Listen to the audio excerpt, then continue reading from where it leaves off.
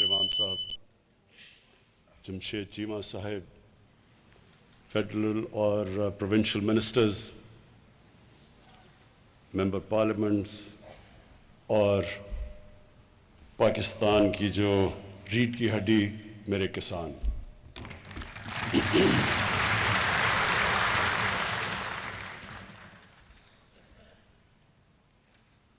آج جو ہمارا مقصد اس کسان کانفرنس کو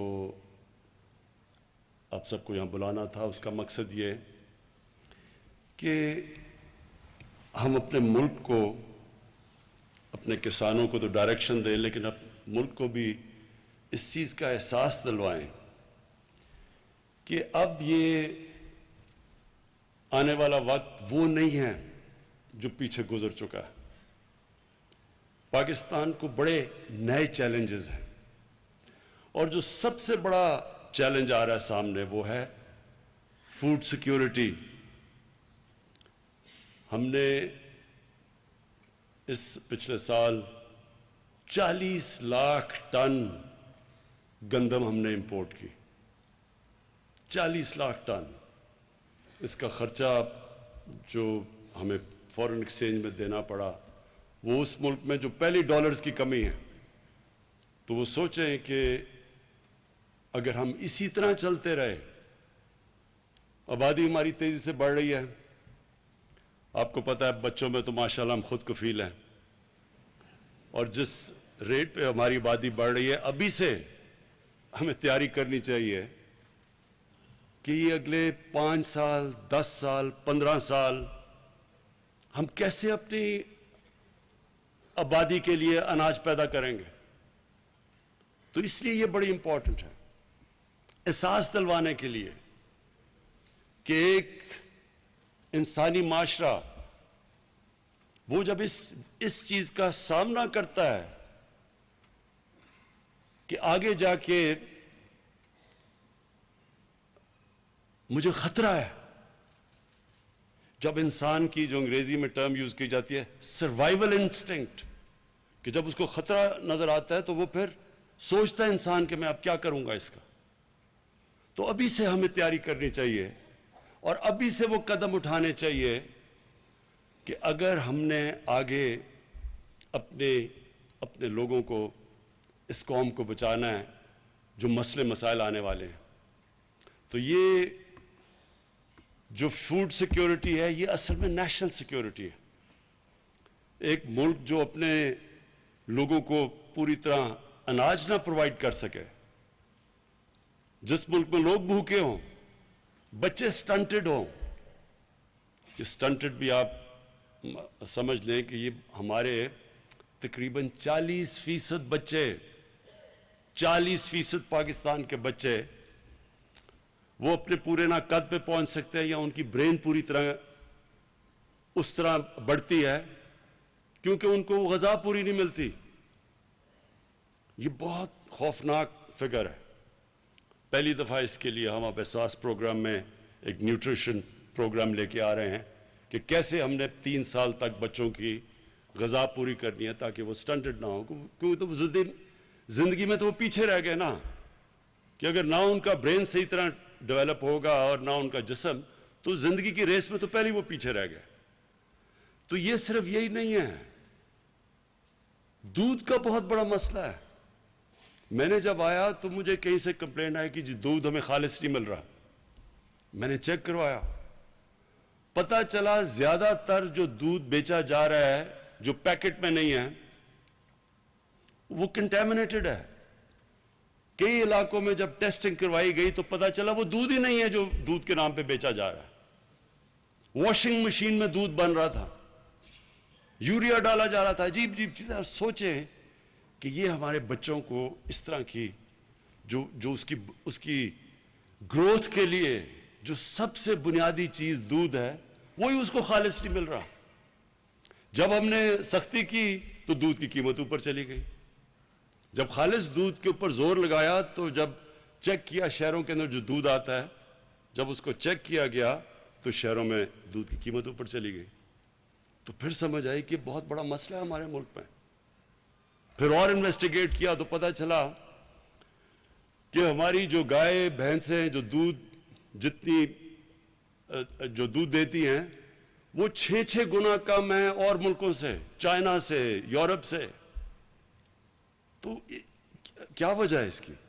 پھر جب ہم نے دیکھا تو ہمیں پتا چلا کہ ہم نے کبھی سوچا ہی نہیں کہ اپنی جو ہماری گائے بھینسیں ان کی جینز ٹھیک کریں تاکہ یہاں بھی پیداوار بڑھ جائے. اور وہ کوئی مشکل کام نہیں تھا، صرف ہمیں اس کے لیے امپورٹ کرنی تھی باہر سے جو سپرم استعمال ہوتا ہے گائے بھینسوں کی جینز ٹھیک کرنے کے لیے. وہ کوئی اتنی بڑی بات نہیں تھی، لیکن کبھی توجہ ہی نہیں دی گئی. اصل میں مسئلہ کیا ہے؟ مسئلہ پاکستان کا ہے، ایک میں انگریزی کی ٹرم ہے ایلیٹ کیپچر. یا جو ملک ہمارا بنا وہ سب کے لیے نہیں بنا، وہ چھوٹے سے طبقے نے کیپچر کر لیا اس ملک کو، وسائل کو بھی، ساری اچھی سہولتیں ان کے لیے، مرات ان کے لیے. کبھی کسی نے چینج کرنے کی کوشش نہیں کی. دیکھیں جب انگریز آیا تھا، انگریز کی غلامی کیا تھی؟ انگریز نے اپنے لیے ایک اسپیشل سسٹم بنائے ہوئے تھے. وہ کنٹونمنٹس میں رہتے تھے، وہاں عام یہاں کے ہندوستانی نہیں جا سکتے تھے. ان کی اپنی سٹینڈرڈ تھی، ان کی تنخواہیں مفت تھی، وہ زیادہ وہ حکمران تھے. ہمارے پیسوں کے اوپر وہ بادشاہ بن کے رہتے تھے، ہم غلام تھے. لیکن جب ہمیں آزادی ملی تو ہمیں کرنا یہ چاہیے تھا کہ ہمارے جو حکمران آئے انہوں نے پھر سب کو بیچ میں، جس کو انکلوسیو کہتے ہیں، سب کو شامل کرنا چاہیے تھا پاکستان کی ترقی میں. وہ نہیں ہوا. انگلش میڈیم ایجوکیشن، میں جب پڑھ رہا تھا تھوڑے سے تھے انگلش میڈیم سکول، باقی اردو میڈیم، سارا انٹلیکچوئل اردو میڈیم سے آتا تھا. دیکھتے دیکھتے انگلش میڈیم بڑھتے گئے اور اردو میڈیم کی سٹینڈرڈ گرتی گئی سرکاری سکولوں کی. پہلے سارے بہترین جو اسکالر سرکاری سکولوں سے آتے تھے، وہ سرکاری سکولوں کی سٹینڈرڈ گر گئی. تھوڑے سے لوگوں کے لیے پرائیویٹ انگلش سکول بن گئے، اچھی تعلیم اور نوکریاں ان کے لیے. کسی نے نہیں سوچا کہ عام آدمی کیسے اس تعلیم سے 21ویں صدی میں جائے گا. اور یہ ہر چیز یہی مسئلہ آیا. ہسپتال گورنمنٹ کے اچھے بھلے تھے، وہ پیچھے رہ گئے، پرائیویٹ ہسپتال بن گئے. پیسے والے لوگ پرائیویٹ ہسپتال، بچارے عام عوام گورنمنٹ ہاسپٹلز میں جس کی سٹینڈرڈ کچھ نہیں تھی. انصاف کا نظام بھی کیا ہوا؟ وکیل ہیں، مہنگے وکیل ہیں تو انصاف ہے. غریب کمزور آدمی جب طاقتور کے سامنے عدالت میں جاتا ہے وہ مار کھا جاتا ہے. قبضہ گروپ بن گئے، کیسز نہیں، زمین کا کیس ہی نہیں حل ہوتا تھا، قبضے شروع ہو گئے. ہر جگہ کمزور آدمی نے مار کھائی، پیچھے رہ گیا. تھوڑے سے لوگ اوپر چلے گئے، اچھی نوکری تھوڑی سی ایلیٹ کے لیے. تو جو ہماری زراعت تھی ادھر بھی یہی ہوا. اصل تو زیادہ تر ہمارے کسان تو چھوٹے ہیں، چھوٹی لینڈ ہولڈنگز کے، جو بڑے بھی تھے آہستہ آہستہ زمین بڑھتی وہ چھوٹی لینڈ ہولڈنگز ہو گئی. تو جو چھوٹے کسان تھے ان کی جب تک ان کی مدد نہ ہم کرتے، ان کے پاس تو وسائل نہیں تھے کہ وہ سیڈ اچھی سی دنیا سے ڈیولپ کرتے یا لے کے آتے، امپورٹ کرتے. ان کے پاس تو پیسہ نہیں تھا، کریڈٹ نہیں تھا.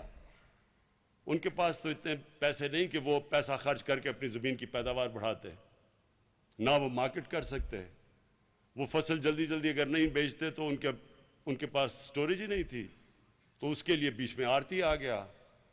نہ ان کو کیپٹل، نہ ان کو پیسے ملتے تھے، نہ ان کے پاس سٹوریج تھی. تو ان سے سستی چیزیں خریدتے اور وہ مہنگی بیچتے تھے. اور پھر جو وہ انپوٹس کے لیے چیزیں خریدتے تھے وہ مہنگی ہوتی تھی بنسبت طاقتور کے. تو ہر جگہ جو سسٹم تھا اس نے چھوٹے کو پیچھے چھوڑ گئی ریس میں. اور جو انسانی معاشرہ ہوتا ہے جس میں انسانیت ہوتی ہے، وہ پہلی چیز اس کی حکومت دیکھتی کمزور طبقے کو. میں اس لیے بار بار مثال دیتا ہوں، میں جب اقتدار میں نہیں آئے تو میں کبھی مدینہ کی ریاست کی نہیں بات کرتا تھا، میں صرف اسلامی فلاحی ریاست کی بات کرتا تھا. اور پھر میں جو 3 اصول تھے مدینہ کی ریاست کے، جسے جو بنیاد رکھی گئی مسلمانوں کی عظمت کی، جب امامت کی انہوں نے دنیا کی کئی سو سال، وہ تھا انصاف، انسانیت اور خودداری. تو جو جو مدینہ کی ریاست تھی اس جو باقی مختلف تھا دنیا میں، انہوں نے سب سے پہلے نچلے طبقے کو اٹھایا تھا. اور جو چائنا کی آج دنیا میں سب سے تیزی سے اوپر جا رہا ہے، اس نے کیا کیا تھا؟ اس نے اپنے پچھلے 35 سال میں جب 70 کروڑ لوگوں کو غربت سے نکالا تو تب وہ سپر پاور بنے. اور انہوں نے ایسے کیا کہ انہوں نے اپنے کسانوں کی، چائنا میں بھی چھوٹی چھوٹی ہولڈنگز تھی، غربت اصل میں دیہاتوں میں تھی، تو چائنا نے اپنے ملک کو اٹھانے کے لیے وہ چھوٹے کسانوں کی مدد کی، جو کہ ہمیں 74 سال پہلے شروع کر دینی چاہیے تھی، جو ہم نے نہیں کی.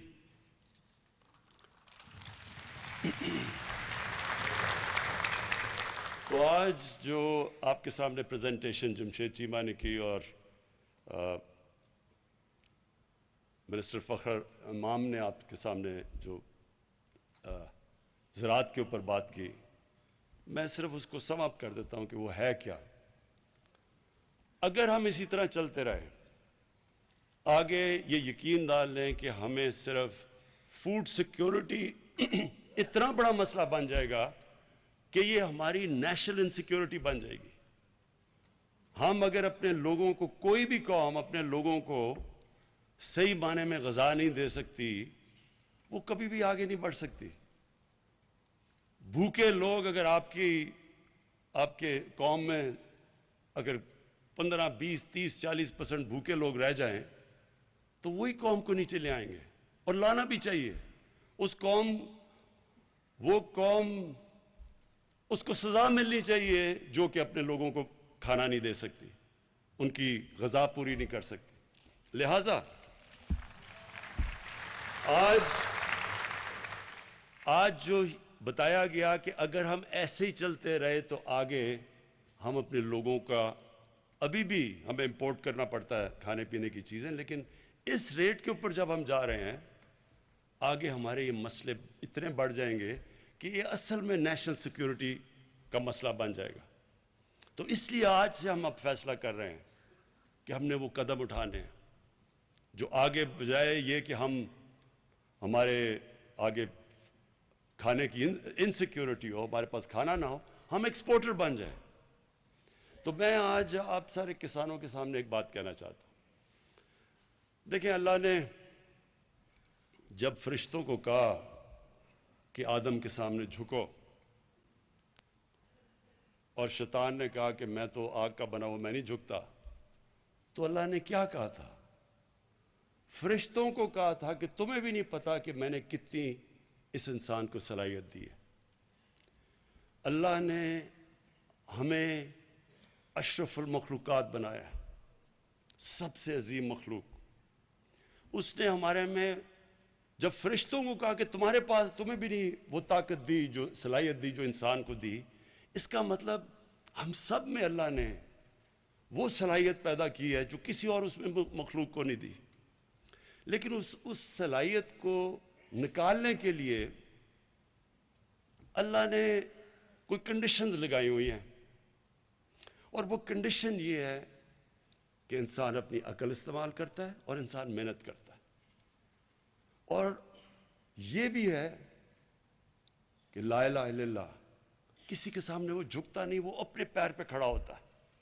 یہ جو انسان کے اندر طاقت آتی ہے جب وہ ارادہ کر لیتا ہے کہ میں نے یہ مثلا ایڈمنڈ ہلری نے فیصلہ کیا، جو پہلا آدمی چڑھا تھا سب سے اونچے پہاڑ پہ، کہ میں نے اس پہاڑ پہ چڑھنا ہے. یاد رکھیں اس سے پہلے جنہوں نے بھی ماؤنٹ ایوریسٹ کے اوپر چڑھنے کی کوشش کی تھی، یا وہ فیل ہو گئے تھے یا وہ مر گئے تھے. تو جان کی اس کو بازی لگانی پڑی، لیکن اس نے فیصلہ کیا میں نے چڑھنا ہے. تو انسان کامیابی تب ہوتا ہے جب وہ ارادہ کر لیتا ہے، کشتیاں جلا دیتا ہے کہ اب میں نے یہ کرنا ہے. تو ہمیں پاکستان کو، جو ہم ایک غلط راستے پہ چڑھ گئے، جب ہم نے ایڈ کے اوپر جس طرح ایک منشیات لینے والے کو جو ایڈکشن ہو جاتی ہے، ہمیں بھی ایڈ کی ایڈکشن ہو گئی. جب ہم کسی کے سامنے یہ ہاتھ پھیلا کے ایڈ لے کے اور قرضے لے کے گزارا کرتے تھے تو ہمارے میں وہ طاقت ہی نہیں آئی جو آنی چاہیے تھی اگر ہم اپنی طاقت کے اوپر ڈیپینڈ کرتے. اللہ نے اس قوم کو کیا نہیں دیا. ابھی آپ کو جمشید چیبہ نے بتایا کہ کیا کیا فصلیں اگ سکتی ہیں یہاں, کتنی, سارا بلوچستان کا بتایا. کسی نے سوچا ہی نہیں, اچھا جی بلوچستان تو وہاں تو بارش ہی نہیں ہے, اس کو کسی نے پرواہ ہی نہیں کی کہ اس بھی بلوچستان میں بھی ہم کیا کیا اگا سکتے ہیں. ایسے جب لوگ فیصلہ کر لیتے ہیں تو حالانکہ وہ ہم اسرائیل کو ہم ریکگنائز نہیں کرتے کیونکہ وہ جو ظلم کیا انہوں نے فلسطینیوں پہ, لیکن انہوں نے اس ریگستان کے اندر جو ٹیکنیکس استعمال کی ہیں پانی کی, جو اس نے ریگستان میں جس طرح کی چیزیں اگائی ہیں, تو ہمارے پاس تو وہ اتنا علاقہ پڑا ہوا ہے کیونکہ وہاں علاقہ تھوڑا تھا, بارش بھی نہیں تھی, تو انہوں نے اپنا ذہن لڑا کے اسی ریگستان کو کہاں سے کہاں پہنچا دیا. ہم اللہ کے ایک وہ یہ نعمت ہے پاکستان کی جو اللہ نے ہمارے پہ دی ہے. 12 موسم ہے یہاں, اوپر سے شروع کریں آپ کاراکورم سے اور نیچے تک جائیں تو ہر جگہ پہ ہمارے پاس ہم ہر قسم کی کچھ بھی اگا سکتے ہیں, پھل اگا سکتے ہیں, کچھ بھی اگا سکتے ہیں. لیکن ہم نے کبھی سوچا ہی نہیں اس طرف. آسان تھا وہی جو موہنجو داڑو کے زمانے سے جس طرح کے کسان چلے آ رہے تھے وہی ہم ابھی بھی کر رہے تھے, کسی نے کوشش ہی نہیں کی. تو ہم نے جو فیصلہ کیا ہے کہ اب ہم ہر طرح یہ ارادہ کر لیا ہے کہ اب ہم نے اس ملک میں ہر قسم کسان کی مدد ہی نہیں صرف کرنی, کسان کے لیے ریسرچ کر کے اس کو بتانا ہے کہ ہر علاقے کے لیے کیا کیا چیز بہترین ہوگی, زوننگ کرنی ہے. اس کے لیے ہم نے سیڈ ڈیولپ کرنا ہے, بیج کو ڈیولپ, ریسرچ کے اوپر اب زور لگائیں گے. شروع میں ہمیں بڑا فائدہ ہے کیونکہ چائنا کے ساتھ سی پیک کے اندر ہم نے فیصلہ کیا ہے کہ سی پیک کے اندر ہم نے شامل کر لیا ہے زراعت کو, کہ ادھر کی جو ٹیکنیکس ہیں وہ ہم لے کے آئیں گے یہاں. فخر امام نے بتایا کہ ہندوستان میں کسان کتنے زیادہ اس کے پاس امپلیمنٹس ہیں زراعت کے, اور ہمارے پاس صرف ٹریکٹر ہے یا پتہ نہیں حل ہے. تو ہر چین تو اس میں کیونکہ انہوں نے جب غربت کم کی تھی اپنے ملک میں تو سب سے زیادہ زور انہوں نے چھوٹے کسان کے اوپر لگایا تھا, سب سے زیادہ مدد انہوں نے چھوٹے کسان پہ کی تھی. اور جب میں چائنا گیا تھا اور ہم نے ان سے پوچھا کہ انہوں نے کیسے لوگوں کو غربت سے اٹھایا ہے, تو انہوں نے ہمیں پوری طرح بتایا کہ کیسے انہوں نے کینٹونز میں کسانوں کے پاس گئے, کیسے انہوں نے ان کی مدد کی, کس طرح انہوں نے سیڈ ڈیولپ کر کے اس کی مارکیٹ کیا اس کا, یعنی ہر سٹیج انہوں نے ہمیں بتائی. تو اصل میں جو انہوں نے دیہات میں غربت ختم ہی کی, اور آج ہمارے بھی سب سے زیادہ غربت تو دیہات میں ہے, تو وہ ہوگی تب جب ہم خاص طور پہ کسانوں کی تو مدد کریں گے لیکن چھوٹے کسان کی مدد کریں گے, کیونکہ اس کے پاس وہ وسائل نہیں ہیں, اس کے پاس پیسے نہیں ہوتے, وہ قرضے نہیں, بینک اس کو وہ قرضے نہیں دیتے چھوٹے کسانوں کو. اس لیے ہم نے اپنے کامیاب پاکستان کے اندر جو چھوٹے کسان ہیں ان کے لیے ہم نے قرضے بھی رکھے ہیں, جو بڑا زبردست پنجاب نے شروع کیا اور وہ پختونخوا میں ہی آئے گا, کسان کارڈ, یہ ایک بڑا زبردست انیشیٹو لیا ہے. اس سے ڈائریکٹ سبسڈی جائے گی کسانوں کے پاس, یعنی کسی کے ذریعے نہیں جائے گی بلکہ ڈائریکٹ جائے گی سبسڈی. اور یہ کسان کارڈ انشاءاللہ یہ بھی ایک ایسی چیز ہوگی کہ جو ہم پوری ٹریننگ دیں گے اپنے چھوٹے کسانوں کو, وہ بھی ہم نے ایک پورا پلان بنایا ہوا کہ کیسے ہم نے لیٹسٹ ٹیکنیکس, ہمارے لوگ جائیں گے کسانوں کو مدد کریں گے, سمجھائیں گے کہ لیٹسٹ ٹیکنیکس کیا ہیں, اس کا ہم نے پورا پلان بنایا ہوا ہے. ایک منٹ نہیں, ابھی نہیں, ختم کر کے. تو میں نے جو آج اس کسان کنونشن سے جو آپ سے جو آخر میں بات کرنی تھی وہ یہ کہ ہمارے پاس زمین ہے, اور زمین ڈی آئی خان میں بڑی زمین پڑی ہے, چولستان میں خالی پڑی ہے, بلوچستان میں بہت زمین خالی پڑی ہے. کبھی قبائلی علاقے جو اب پختونخوا میں مرج ڈسٹرکٹ اس کا نام رکھتی ہے, جو ایکس فاٹا ہے, ادھر زمین پڑی ہے. وہاں ہم نے کبھی سوچا ہی نہیں, کوئی نئی ٹیکنیکس کا ہی نہیں سوچا. جس طرح اب ایک زیتون کا انقلاب آ رہا ہے ان سارے علاقوں میں. میں نے جب میں وہاں ٹریول کرتا ہوں تو میں نے اتنا زیادہ, اتنی جلدی لوگ سمجھ گئے ہیں کہ ان علاقوں میں زیتون بھی اگ سکتا ہے, وہ درخت بھی, اور اس سے ان لوگوں کو کیا فائدہ ہو سکتا ہے. تو وہ پھیلتا ایک انقلاب آ رہا ہے. یہ بالکل ٹھیک کہہ رہے ہیں جمشید چیمہ, چند سالوں کے اندر ہم اولیو آئل کے ایکسپورٹر بن جائیں گے بجائے کہ ہم امپورٹ کریں.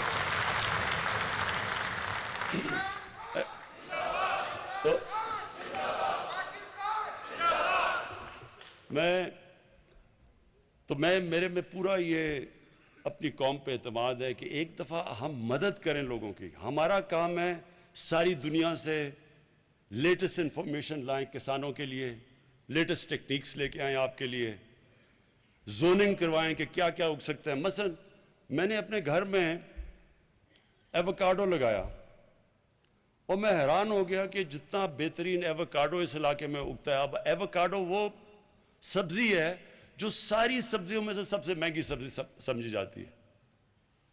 تو وہ تو ہم یہ علاقہ بالکل زبردست ہے ایووکاڈو کے لیے, کبھی کسی نے سوچا ہی نہیں. یہ آپ ایکسپورٹ کر سکتے ہیں. تو پاکستان میں صرف ہم نے جو آج تک اپنا ذہن ہی نہیں لڑایا اس طرف, کسی نے سوچا ہی نہیں کہ اللہ نے یہ کتنی بڑی یہ ملک ہمیں نعمت دی ہے. ہم نے سوچا ہی نہیں کہ ہم اس کا کیسے پوری طرح اس کا شکر ادا کیسے کریں گے کہ اس کو صحیح معنی میں اس کی قدر کر کے. تو ابھی تک تو ہم نے قدر نہیں کی. تو اب ہمارا پورا پلان ہے, یہ جو میں کنونشن کا صرف آپ کو یہ کہنا چاہتا ہوں کہ اب پوری یہ گورنمنٹ کا زور ہوگا, ساری ہماری اس پہ ریسرچ بھی ہوگی, ہماری پوری توجہ ہوگی, مسلسل ہماری میٹنگز ہوں گی. کسان ابھی جو رہنما ابھی بات کی انہوں نے, جو ایسوسیشنز کے پریزیڈنٹس ہیں, ان سے ریگولرلی آپ سے انٹریکشن رہے گا کہ آپ کو مسئلے آ رہے ہیں, آپ کے پرابلم سٹوریج کے ہیں, وہ مارکیٹنگ کے پرابلمز ہیں. سب سے بڑا تو مجھے یہ پتہ چلا, خوف آیا کہ 30% ہمارے پھل اور ہماری سبزیاں ضائع ہو جاتی ہیں. 30%. اور وہ کیوں ضائع ہو جاتی ہیں کہ نہ وہ ایک سٹوریج نہیں ہے, دوسری ٹرانسپورٹیشن میں وہ چلی جاتی ہے, اور تیسری پھر انتظار جو کرنی پڑتی ہے کسان کا اور ڈائریکٹ مارکیٹس کا, اس کے بیچ میں کوئی کنیکشن نہیں ہے. تو جو چائنا میں ہم جب گئے تو انہوں نے ہمیں کیا بتایا, وہ ایک ٹرم استعمال کرتے ہیں ورچوئل مارکیٹس. ہوتا کیا ہے کہ وہاں ایک مارکیٹ ہوتی ہے, ادھر جاتا ہے کسان, وہ کہتا ہے جی میرے پاس یہ چیزیں ہیں, وہ وہاں کہتا ہے, ادھر سے وہ کنیکٹ کر دیتے ہیں ان کو شہروں کے اندر. ادھر لوگ بیٹھے ہوتے ہیں, وہ انفارمیشن ٹیکنالوجی کا استعمال ہے, آٹومیشن ہے, وہ ادھر سے بتا دیتا ہے. وہ کہتا ہے جی اچھا, وہ پھر اس پہ دکھاتا ہے کہ یہ میرے پاس یہ گائے بھینسیں ہیں, یہ ہے میں بیچنا چاہتا ہوں. وہ ادھر سے بیٹھ کے بتا دیتا ہے اچھا مجھے یہ چاہیے. سیدھا وہ وہاں سے گیا, وہ سیدھا ادھر, کسان کو بھی پیسے زیادہ مل گئے, اور جو اس کا جو پروڈکٹ ہے وہ سستا مارکیٹ میں بکا, عوام کو بھی فائدہ ہو گیا, سستی چیزیں مل گئیں اس کو بھی. یہ جو نئی چیزیں ہیں یہ ساری اب ہم لے کے آئیں گے. کوشش صرف یہ ہوگی کہ کسان خوشحال ہو ہمارا. جب کسان خوشحال ہوگا تو وہ اپنی زمین پہ پیسہ لگائے گا. جس طرح ہم نے فیصلہ کیا کہ ہم نے جو کسان جب گنا شوگر مل پہ لے کے جاتا ہے تو فوری طور پہ پہلے کرشنگ صحیح ٹائم پہ شروع کریں, ڈیلے نہ کریں, اور اس کے بعد اس کو پورا پیسہ دیں, اس کی پوری قیمت دیں. اگر سپورٹ پرائس ہے تو اس کی پوری قیمت ملے, اور اس کے بعد پیسہ فوری دے, یہ نہ کہ 1 سال تک اس کے پیسہ نہ دے. صرف اس قانون کی وجہ سے کسانوں کے پاس پیسہ زیادہ آیا.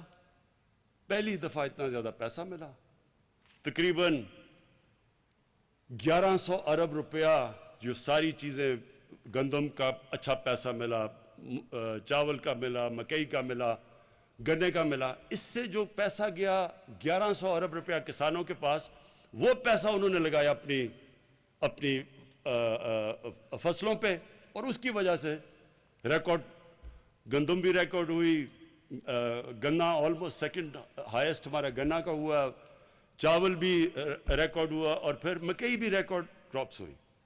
تو یہ اس لیے ہوا کہ ان کے پاس پیسہ آ گیا. تو ہماری کوشش یہ ہے کہ جتنا ہم اپنے کسان کو خوشحال کرتے جائیں گے اتنا ہی اس ملک کی پیداوار بڑھتی جائے گی. جتنی ہم اس کو نئی ٹیکنیکس بتاتے جائیں گے، ٹیکنالوجی لے کے آئیں گے، سیڈ ڈیولپمنٹ کریں گے، مارکیٹ کریں گے، اتنا ہی وہ خوشحال ہوگا، اتنا ہی ملک کی پیداوار بڑھے گی. آخر میں ایک مولانا رومی نے ایک دفعہ کہا کہ اللہ نے انسانوں کو کہا کہ اللہ نے جب تمہیں پر دیے ہیں شاہین کی طرح اوپر اڑنے کے لیے تو کیوں چونٹیوں کی طرح زمین پہ رینگ رہے ہو؟ اللہ نے ہم سب کو صلاحیت دی ہے. ہمیں یہ ضرورت نہیں ہے کہ ہم کسی کے سامنے ہاتھ پھیلائیں، ہم کسی کے سامنے جھکیں. ہم سب کے پاس ہمارے پاس ہر چیز اس نے دی ہے. ایک منٹ ہمیں ہر چیز دی اللہ نے. یہ ٹورزم میں ہی صرف ملک اگر صحیح بانے اپنی ٹورزم ڈیولپ کر لے، ہماری آج کل کی ایکسپورٹ سے زیادہ ٹورزم سے پیسہ آ سکتا ہے. کبھی کسی نے سوچا ہی نہیں اس طرف، جس طرح زراعت کی طرف نہیں سوچا، جس طرح ہم نے کبھی انڈسٹری کی طرف نہیں سوچا، جس طرح ہم نے یہ بھی کبھی نہیں سوچا کہ اگر ہم اپنے بچوں کو صحیح تعلیم دیں گے تو وہی ملک کو اٹھا دیں گے. صرف بجائے تھوڑے سے ایلیٹ طبقے کو اچھی تعلیم دیں، کیوں نہ ہم عوام کو دیں. تو یہ جو پاکستان ہے، میرا یہ ایمان ہے کہ اللہ نے یہ ملک ایک خاص مقصد کے لیے بنایا تھا. 27ویں رمضان کو پاکستان بنا تھا. اس کا ایک بہت بڑا انشاءاللہ دنیا میں مقام ہوگا، انشاءاللہ ہوگا. اور یہ قوم پھر ایک دنیا کے لیے مثال بنے گی، جو اس کو بننا چاہیے تھا. جب یہ پاکستان بنا تھا تو بڑی سوچ والے ہمارے لیڈر قائد اعظم اور اس سے بڑا جو نظریاتی لیڈر تھے ہمارے علامہ اقبال، انہوں نے یہ ملک جب اس کے لیے انہوں نے جو خواب دیکھی تھی تو انہوں نے ایک عام ملک کی خواب نہیں دیکھی تھی. انہوں نے کہا تھا یہ دنیا کے لیے مثال بنے گا، دنیا کے لیے مثالی اسلامی ریاست بنے گی. تو وہ ریاست جس میں انصاف ہوگا، جس میں انسانیت ہوگی، اور جو ایک خوددار ملک بنے گا انشاءاللہ پاکستان.